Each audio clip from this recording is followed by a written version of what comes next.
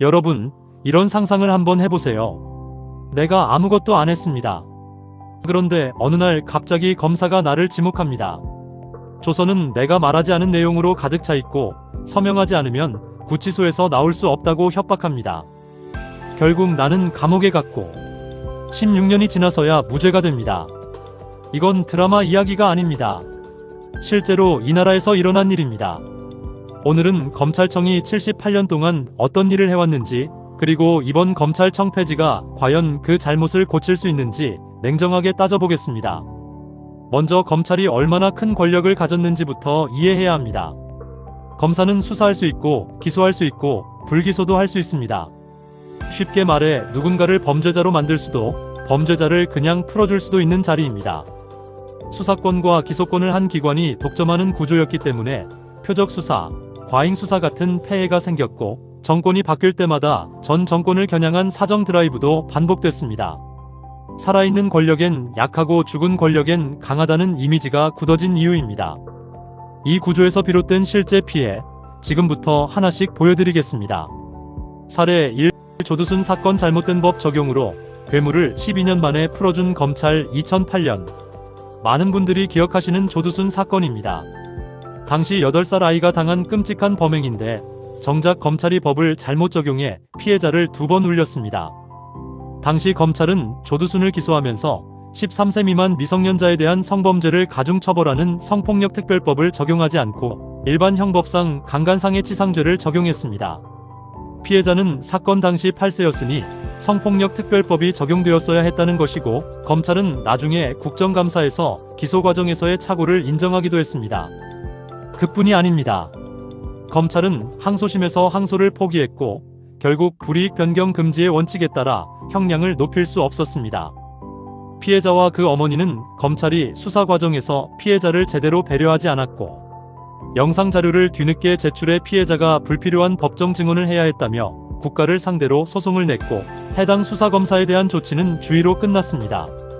8살 아이의 고통 앞에 검찰은 주의 한마디로 끝냈습니다. 사례 2. 강기훈 유서 대필 조작 사건 1991년 2015년 무죄. 이건 검찰이 국과수까지 동원해 사건을 조작한 충격적인 사례입니다. 서울지방검찰청은 강기훈을 유서 대필자로 지목하여 수사를 진행하였고, 국립과학수사연구소에 필적 감정을 의뢰하여 유서와 강기훈의 필적이 동일하다는 감정회신을 근거로 기소하였습니다.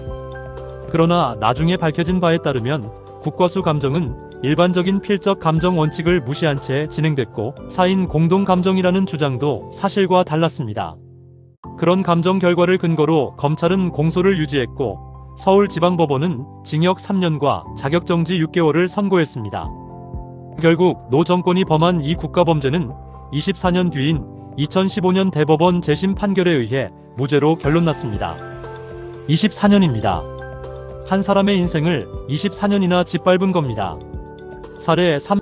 청산가리 막걸리 사건 강압 수사로 무고한 모녀를 감옥에. 2009년 2025년 무죄.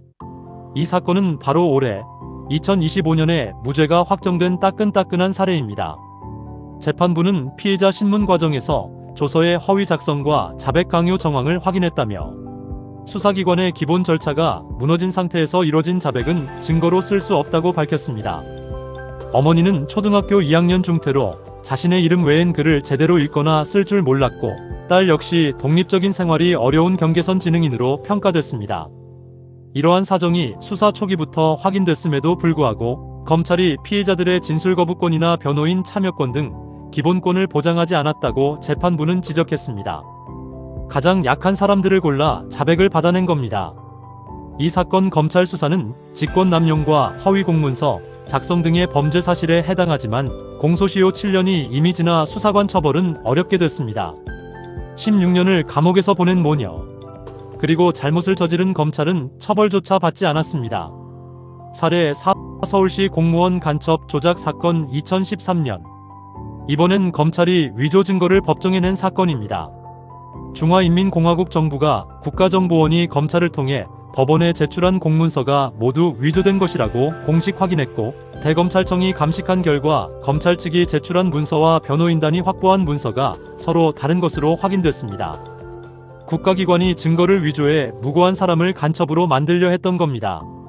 그리고 검찰은 그 위조 증거를 아무 의심 없이, 아니 알면서도 재판에 냈습니다. 사례 5. 쌍방울 대북 송금 조작 수사 의혹 2023만 2025년 가장 최근의 사례입니다. 쌍방울 대북 송금 사건 조작 수사 의혹의 핵심 인물로 지목된 검사는 검찰 조직이 2년 동안 이를 방치했다고 주장했으며, 이재명 대통령은 SNS에서 이를 강도납치 살인범보다 나쁜 조작 수사로 표현했습니다. 정치적으로 표적을 정하고 수사를 역방향으로 끼워 맞추는 구조. 이것이 바로 수사권과 기소권을 한 손에 쥔 검찰이 만들어낸 폐해입니다. 이 모든 사건들의 공통점이 뭔지 아시겠습니까? 첫째, 검사는 수사도 하고 기소도 스스로 결정합니다. 내가 조사하고 내가 판단하는 구조입니다. 자기 수사의 잘못을 스스로 인정하기 어렵습니다.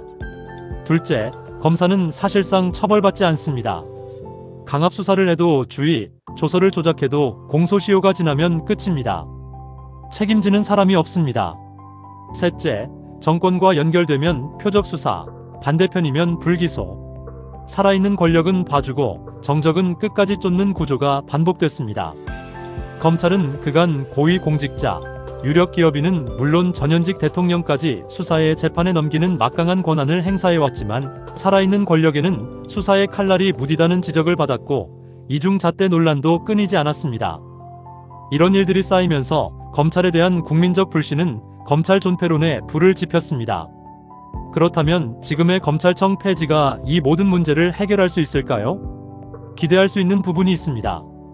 2026년 9월부터 검찰청은 78년 만에 역사 속으로 사라지고, 기소 기능을 전담하는 공소청과 수사를 담당하는 중대범죄수사청이 각각 출범합니다. 수사와 기소가 분리되면 검사가 스스로 수사하고 스스로 기소를 결정하는 구조가 깨집니다. 조작 수사를 해도 공소청이 증거가 부족하다며 기소를 거부할 수 있는 이론적 견제가 생깁니다. 하지만 우려되는 부분도 분명히 있습니다. 실무 현장에서는 최소한의 보안 수사권은 남겨야 한다는 목소리가 높습니다.